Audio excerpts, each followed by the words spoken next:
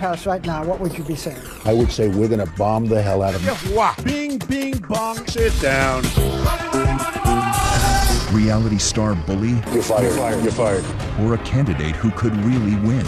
I'm a rich guy, but I have this great relationship with the working people of this country.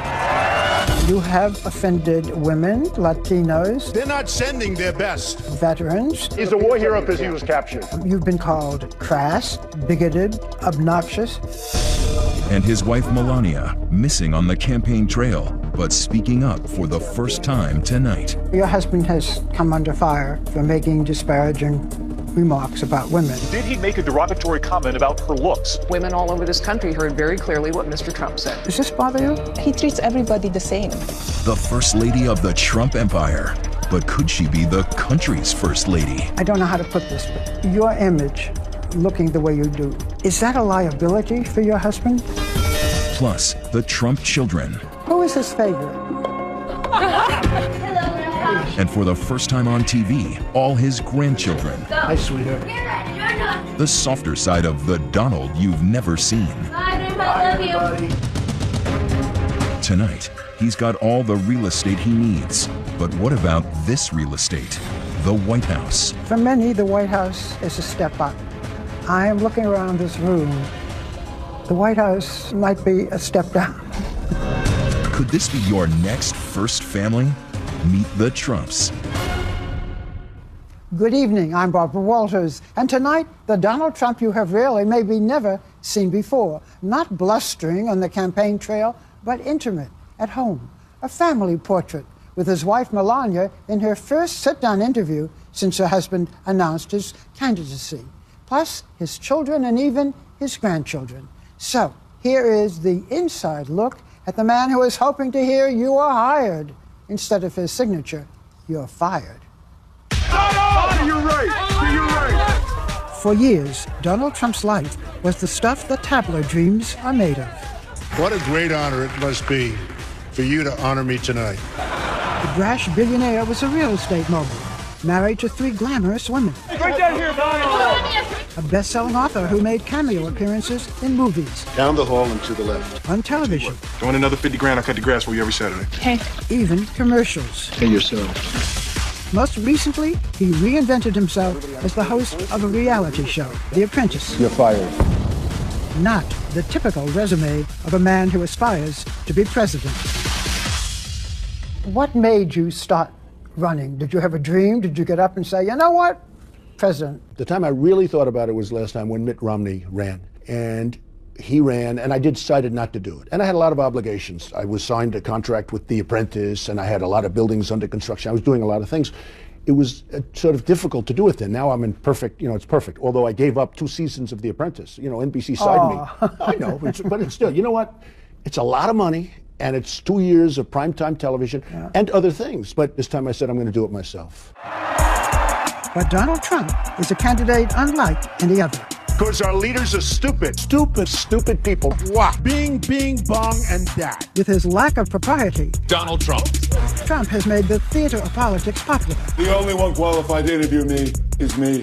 But some say it is also less than presidential. You used to call me on the cell phone. We are in that moment today where there seems to be no distinguishing between reality TV, celebrity, and political or hard news. He is the most reality TV star of a candidate that's ever existed at the most reality TV time in America.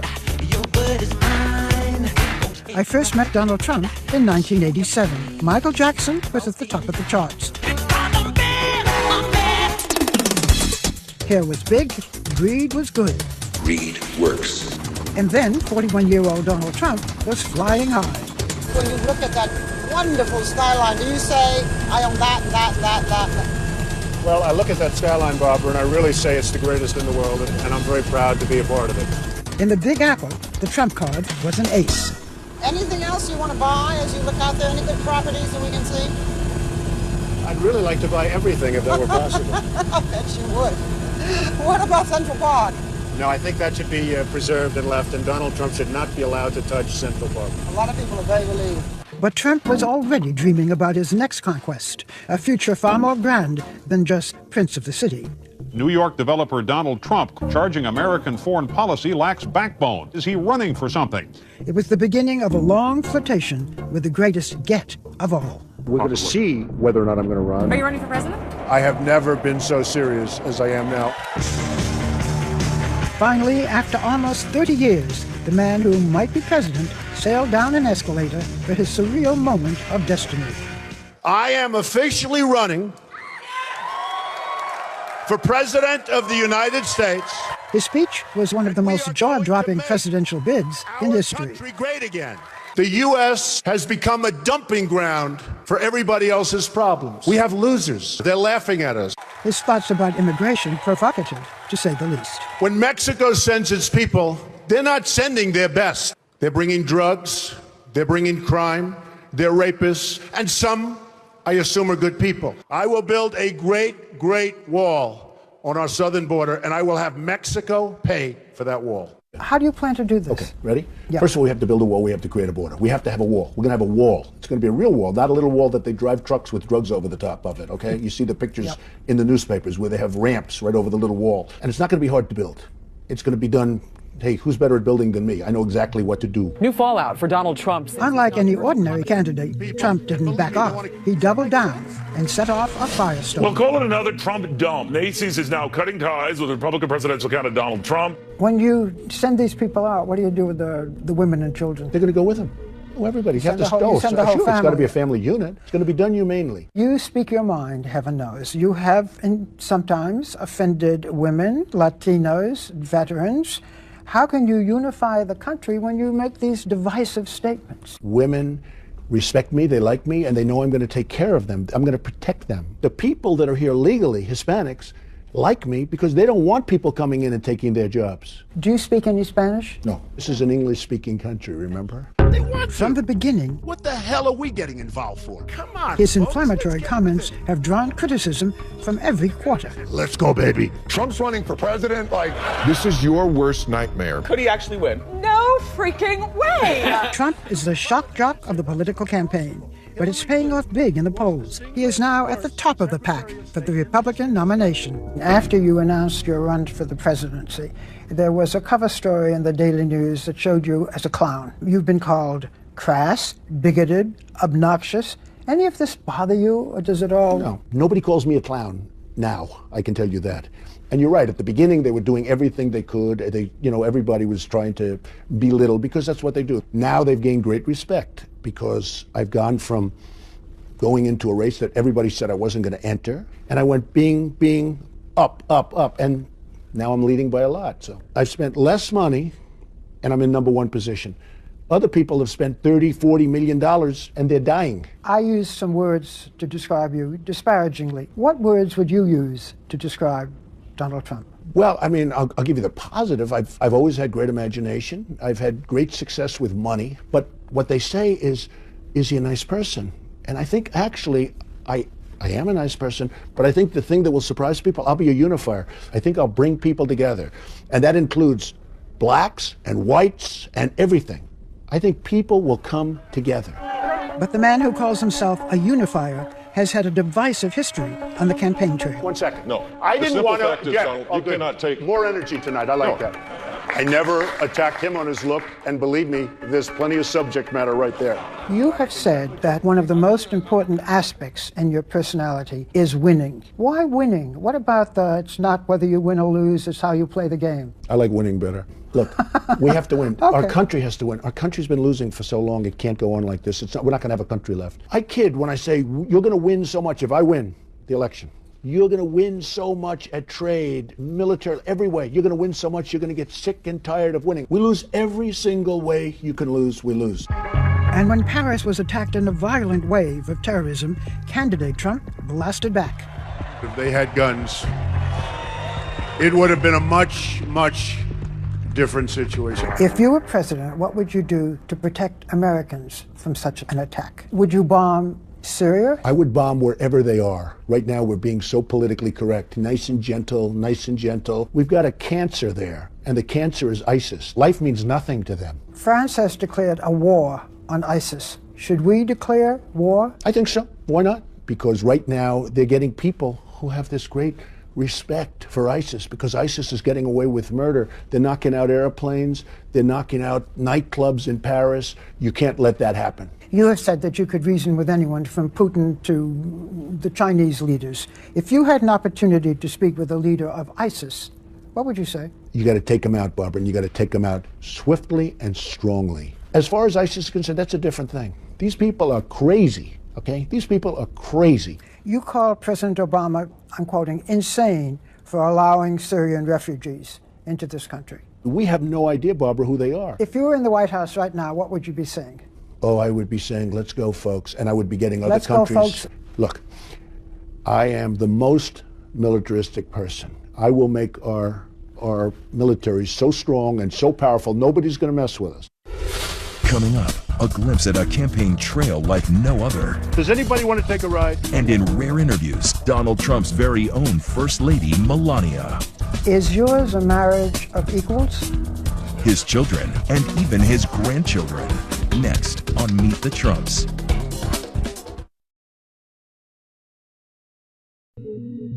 Donald Trump has always set the gold standard, literally, for life at the top.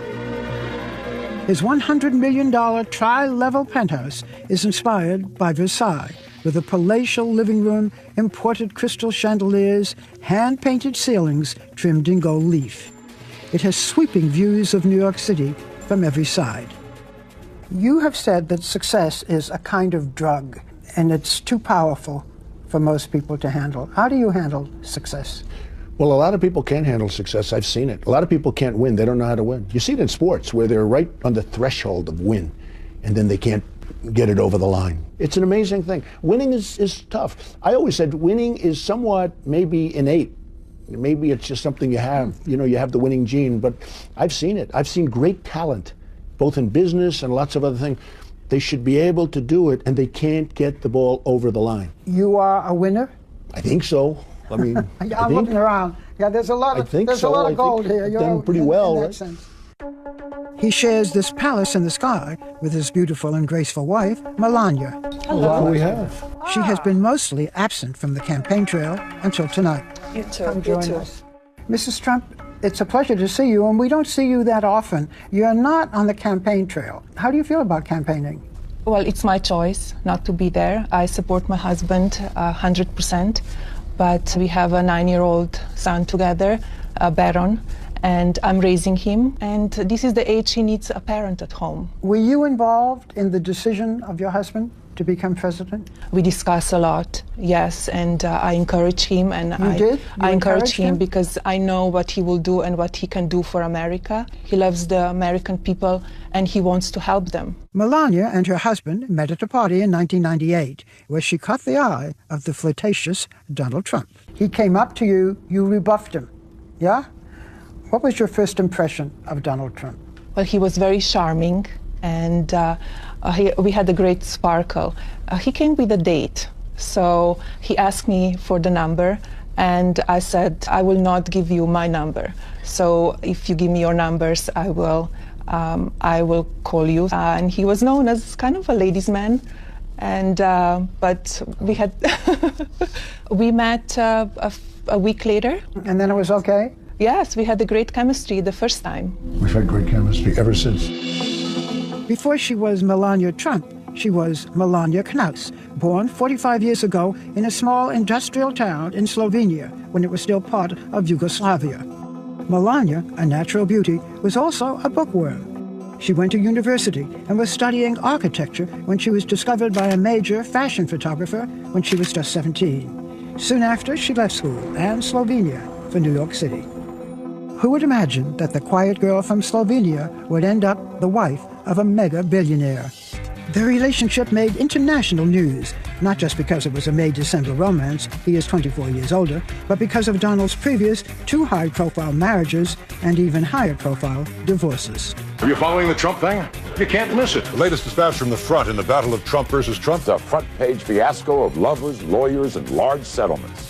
The first, a 13-year-old marriage to the stunning Czech model, Ivana Zelenkova, and the second to actress Mala Maples. At last, they are Mr. and Mrs. Trump. I give it 4 months. Actually, it lasted just under 4 years. But today it seems the third time is indeed the charm. It's been 10 years since Donald and Melania said "I do" in a lavish affair at Trump's Mar-a-Lago estate in Florida. 1 year later, they welcomed a son, Barron, who is now 9. This is your third marriage. What's different this time? Well, I think I understand life. I've gone through tremendous amounts of everything, deals and building companies and taking care of people. How does that help marriage? Well, it hurts marriage because you're working all the time. What I did is I worked so hard that I think it was a very, very hard thing for somebody to compete with. Your husband has been married twice before. Did you have any concerns that it might not work out? No, I didn't have any concerns. We have a great chemistry, and to be with the man as my husband is, you need to know who you are. You need to have a very independent life as well, and supporting him.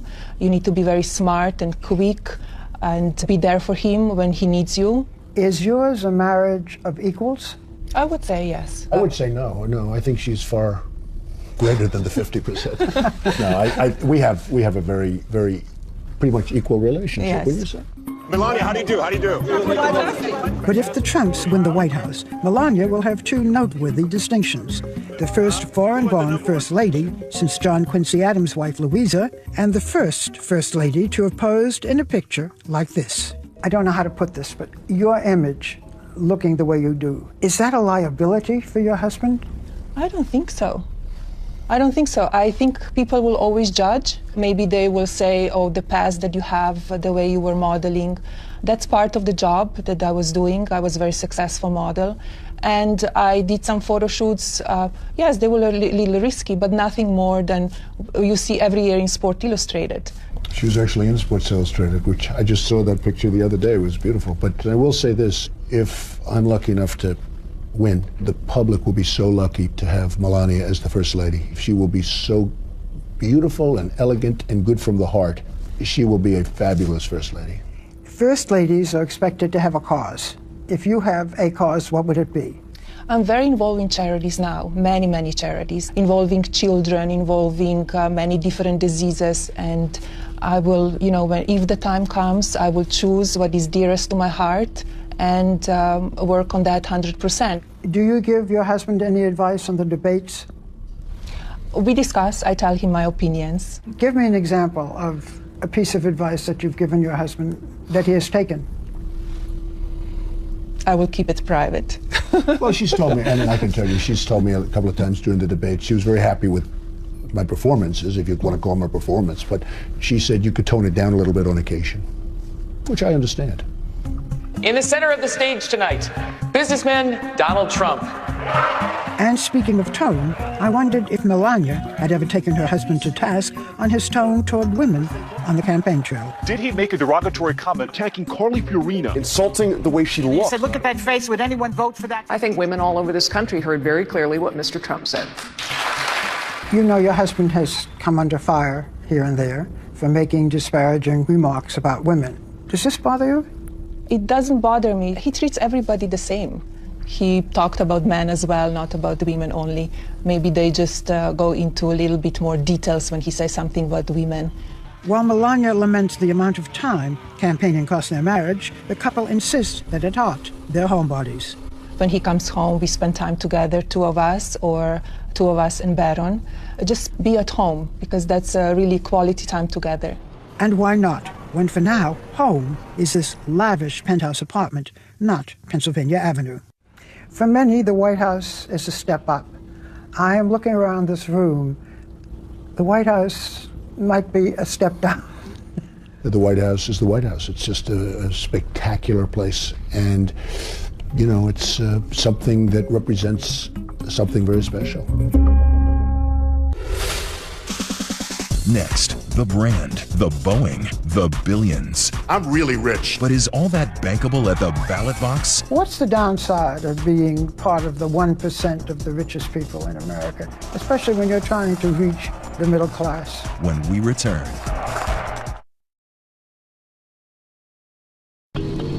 Donald Trump allowed us rare behind-the-scenes access to his life on the campaign trail. For Trump, membership in the Billionaires Club does have its privileges. He travels on what is known as Trump Force One, a Boeing 757 that seats dozens of passengers. It has bedrooms, a theater system, and gold-plated fixtures in the bathroom and on the seatbelts. Monogrammed on the headrests is the Trump family crest. For Donald Trump, this is the only way to fly. They've never had anybody that owned a Boeing 757 before. It's a little bit of an unusual thing. Donald Trump, unlike most other candidates, is rich enough to bankroll his own campaign. I'm really rich. I'll show you that. He flaunts his wealth candidly. $8,737,540,000. You might think all his billions would alienate working-class voters, but Trump says it's really a plus. We don't want your help. I'm the only one that's self-funding. I'm not selling myself to special interests. But he does use his $7 million helicopter as a political sideshow. Does anybody want to take a ride? It made quite a splash at the Iowa State Fair. What amazes you most? His golf courses, his resorts, himself. In a way, Donald Trump was born ready. The fourth of Fred and Mary Trump's 5 children, he grew up in the construction business. His father, a real estate tycoon, built middle and low-income housing. He always knew how to get what he wanted. His brother Robert was no match for his schemes, as he told me in our first interview.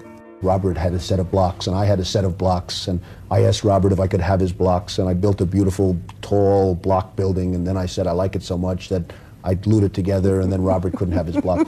So I don't know. Somehow that story is a story that a lot of people have asked me about. I don't know. What do you think it says? Well, it says that just even at a young age, I wasn't so much different than I am now. That relentless desire to win made his name a modern synonym for success. If flaunting it was the game, Trump was the name. In the 80s, his fiery mix of hubris and vision caused him to win and lose fortunes. You gonna fight it to the bitter end? I always fight to the bitter end, don't I? But today, the Trump kingdom is an empire. From international hotels to golf courses, even a winery. The name Trump is such a brand for success that it has been licensed on an astonishing range of products. It's a great tasting vodka. Trump model management. What does this guy not have his name on? The reason my real estate is successful is they know if I put the name Trump on it, it's going to be the best. What's the downside of being part of the 1% of the richest people in America, especially when you're trying to reach the middle class? Well, there's a certain loneliness that you have, but that's made up when you have a great family. I have a great family, fantastic family, have a wonderful wife. But the funny thing is, I'm a rich guy, but I have this great relationship with the working people of this country, and that's true. What vein do you think you have touched? The vein of people are tired of being led by leaders, if you call them leaders, that are virtually incompetent. Trump says he is a man of the people. Others say he's the P.T. Barnum of politics. Whatever the answer, he's been playing to crowds of thousands. Donald Trump speaks the truth. He's not a politician. He's not paid off. Well, he's so damn good looking. What do you think? His theme song is his message, and it has definitely hit a nerve. We're not going to take it anymore! On this night, Trump owns the crowd. The number one value people are looking for is authenticity. Is it real? Is it really real? He comes across, at times as a bully, but people will take a bully who's strong over somebody else they think is nice who's weak. We have people that are just so pathetic. Without question, We said no. Wrong. the bluntness of his shock and awe campaign Sit down. keeps pushing buttons and boundaries in every way. There's going to be change, but real change, not Obama change. You remember? The next president, Donald J. Trump. Trump is still the wild card in this election, a power broker, whether he wins or loses. If you lose the nomination, what next for Donald Trump? Look, you can lose the nomination, you can lose the election. What's next? I go back to what I was doing. I built a great company. Make America great again. But I think this is just a greater calling. I mean, this is the ultimate calling. President Trump! Thank you, everybody. When we come back, the Trump children, all grown up and unplugged. You have said, Ivanka, of your father, that he bred you to compete with each other. the kids on Trump guilt and who's their father's favorite. Next.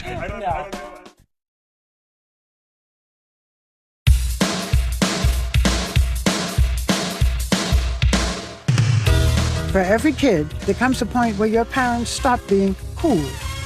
The things they say. It's going to be you. The things they do. Only on the cell phone. I swear it's true. But the Trump children swear they are the exception. Do any of you make fun of your father's hair? Well, I like not to because you never know what happens genetically. Is that all I'm saying? It's funny because it's the only hair we've ever known, but people seem fascinated. This week, I sat down with Donald Trump's 4 oldest children. Donald Jr., 37, Ivanka, 34, Eric, 31, and Tiffany, 22. Not surprisingly, they all think their father would make the perfect president. What makes your father tick? Work. Honestly, work and family. He's the last man you'll ever see that'll take 3 weeks and go to Aspen or 3 weeks and go somewhere. I mean, he loves work. I need a quick show of hands. Which one of you is most like your father? But in fairness, I think we're all like him in very different ways. You know, it's actually very scary. We can go to Thanksgiving, right, and we can all we'll sit there and pick answer the same question using the exact same words in the same sequence. Trumpisms. I relish those holiday meals because we can really sort of let loose. I mean, it is a show. I mean, in and of itself. I mean, it's funny and we have a good time making fun of each other and just having a blast. I first met Don Jr., Ivanka, and Eric, his children by his first wife, Ivana, in 2004. The subject was nepotism. Did you ever try to hide your name? I'd be lying if I said I didn't, especially when I was younger. There were times where it was just, you didn't want to have to deal with everyone making those assumptions, however ignorant they may be, that I'd always say, introduce myself as just Don or something like that, avoid the last name at all costs. Today, all 3 wear their last name as a badge of honor, working as executive vice presidents at the family business. Combine it with this, now that adds value to that apartment. Tiffany, Trump's daughter by his second wife, Marla Maples, is a senior at her father's alma mater, the University of Pennsylvania, with plans to go to law school. Tiffany, people are meeting you today, many people for the first time. Yes. To grow up with the name Tiffany Trump, yes, that's not easy. I think that it's all I know. I'm so happy to be Tiffany Trump. I'm so happy to be, in the family I'm in with my siblings and my father and my mother. Your father has said that he was not, I'm using his words, very present when you were growing up. I would challenge him on that because he was very available to us and accessible to us. Regardless of what he was doing, regardless of who he was meeting with, if we called, he took the phone. I mean, from when we were 6 years old, I'd call, he'd be negotiating with the CEO of a major bank or whatever it may be, and he would make them wait. He'd take the call from us. Our times together were learning, playing in his office. He would always sneak me down to get a candy bar, in the lobby. He found a way that was true to him to connect with us that maybe is a little less traditional. His work is his passion, and he found a way to share it with us. They say their father also taught them to respect the value of a dollar. He was the first to tell us how privileged we are, and with that privilege, how much responsibility we had to really sort of earn what we were so lucky to have been afforded since birth. Well, that's the right word, earn. I mean, he made us work. We were on construction sites and we were working, and at the end of the day, you were tired and you earned minimum wage, and you take that money that you had and you go out and spend on something good. To say we weren't spoiled would be laughable, but we were spoiled with great education, great experiences, but we weren't the kids showing up to college with, a Ferrari. We always had to sort of earn whatever it is that we wanted, and that, I think, prevented us from doing a lot of the other things that you've seen as, downfalls perhaps in other children who have similar circumstances. And it seems the Donald Trump work ethic is in their DNA. You better do a good job or you're fired. And we refer to it as the Trump guilt. It's when we wake up on Saturday and we're not working. You have said, Ivanka, of your father, that he bred you to compete with each other. What do you compete over? I think we all have a very competitive spirit, and I think that can be harnessed in one of 2 ways. To our detriment, meaning that we're competitive in spite of ourselves, or for the positive, which means we push each other. Who is his favorite? I'm going with Ivanka. I'm going with Ivanka. Ivanka is perhaps the most well-known of the quartet. The former model turned fashion mogul has taken a page out of her father's business playbook, putting her name on everything from shoes to handbags, fragrance. She says she is proud to be following in her father's footsteps. Today, I have the honor of introducing a man who needs no introduction. How was it decided that you would be the one who would introduce your father as a presidential candidate? That's an excellent question, and I don't know actually how it was decided, but I was honored to do it, and I feel like I was standing there sort of representing our family. And she did an amazing job, by the way. She's a great messenger. She got such great poise. I think it also, the way Ivanka delivered the message was perfect, and I don't think any of us could have done better. And she absolutely has beauty over the two of us. So. Yes, there's definitely an element that we ain't got that. They say they all are their father's biggest cheerleaders, supporting him at the debates and on social media. Has your father ever said anything on the campaign trail that made you cringe? Truthfully, no. No? He's not a big believer in PC culture where every statement you make you have to vet very carefully through thousands of people. But if people really break down what he's trying to say, there's no malice in there. He's just cutting through the nonsense and getting to the point and not wasting time. That's what he does. He's true to himself, and he speaks in a way that the average person can understand. I think that's refreshing for everyone. Well, you have been saying the most wonderful things about your father. You should be very pleased and proud. If there is one thing you could change about your father, what would it be? Listen, I don't think any of us would be sitting here glowing the way we are if we'd want to change aspects of his personality or who he is. Something that's... I want him to eat healthier. I agree with that. I agree with that 100%. Sometimes I'll tell him, like, oh, you have to, slow down, but it's the only speed he knows. And I kind of love that about him. I'm not going to get one thing. I love the occasional, Saturday morning where I don't get the call at 5 o'clock. Like, why aren't you in the office? It's like, come on, you had to do that? Sleep a little bit more? He's an amazing guy, and I wouldn't change a thing about him. I mean, he really is a unique individual. There's no one else like him. Still ahead, the littlest Trumps. And Barbara asking the really up-close and personal questions. What do you dislike most about your appearance? On what occasions do you lie, not tell the truth? But what's the question he won't answer? Next. At the end of our interview, we turned from talking about Trump's candidacy to talking about the man. Who is he? What makes him tick? I asked him some questions often seen in Vanity Fair magazine. My fantasy when I was very young was to be a nightclub singer. Wow. Didn't happen. What was your fantasy when you were very young? To be a baseball player. I was a great baseball player. What position? First base, catcher, first base. But in those days, you got paid $2, right? And that's not for Donald Trump. I mean, no. But my other fantasy as I got older was to do movies. I wanted to be a movie maker. And I decided not to. I decided to go into the real estate business, but I wanted to make movies. Make them, not be in them. No, make them. I wanted to make them. What do you dislike most about your appearance? I like my appearance. I mean, people would say, my hair's not bad. You know it's my hair. Last time you started pulling my hair with your great show last time. Is this part of your image, or is it covering a bald spot? It's a funny thing. I've always, combed it this way. It's probably maybe a little bit more... Combed it down? Well, I really don't. It's really combed back. If you really look, it's combed sort of back. Come on, Barbara, get over here. Now you're going to mess it up for this interview. No, okay, I'll fix it. There. Well, after that, everyone knows it's real. Okay, I'll go on. What is your greatest fear?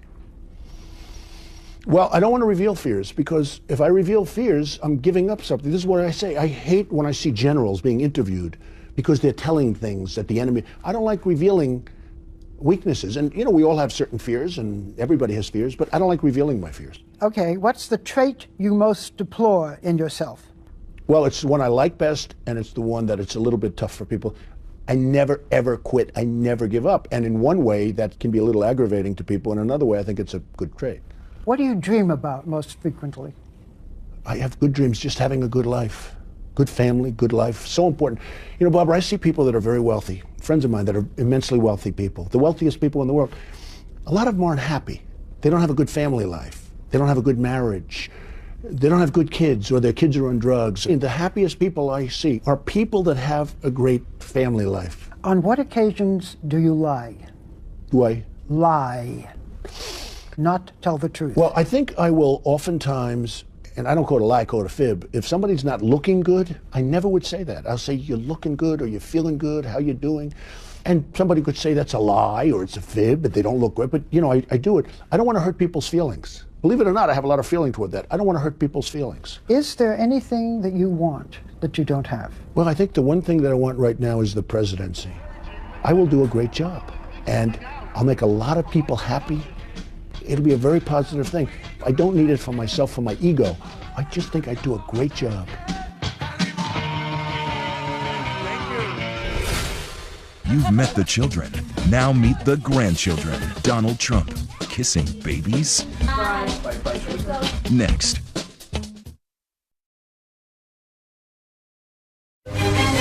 Once again, Barbara Walters with Meet the Trumps. Hello, Grandpa. It's a very different side of Donald Trump, the soft one. Breaking from the daily grind to greet his 7 grandchildren. Look at this, huh? What a trip. What is your father like as a grandfather? He's been great. You know, he's at a different great. stage in his life, so he's able to relax a little bit more and be a grandfather. Everyone having a good time? I can see my kids just running up to him and giving a hug. They just respect him a lot. Seems even the littlest Trumps are already learning from Grandpa. A few months ago, we're walking down the street, and my daughter sees a large pothole in the middle of a New York City street. And she looks at me and she goes, "Mom, Grandpa would not like that." So it's very cute. And she's 4. So she's observed him. Definitely genetics. Yeah. Those grandchildren, ranging in age from 17 months to 8 years old, have an unlikely uncle in 9-year-old Barron. Why is your head on a baseball over there? Which one? While we were there, Barron made a cameo appearance at his father's office. He's very close in age to my 2 oldest kids. They're like best friends. How old is Barron now? Barron's 9 now. He's very close to my 8-year-old and my almost 7-year-old, and they have a great relationship. So it's almost, we joke, you have to really respect your uncle, even though there's a 1-year difference. So that drives my kids crazy. But they play almost as though they're cousins or brothers and sisters when we are together as a family. So it's a great way to really tie all of it together. So say goodbye, everybody. Come on. Goodbye. Bye, sweetie. Bye, Grandpa. Bye, Love you. everybody. Bye. Donald Trump is saying goodbye, everybody. And now we're saying it too. We thank you so much for watching. I'm Barbara Walters for all of us here at 2020.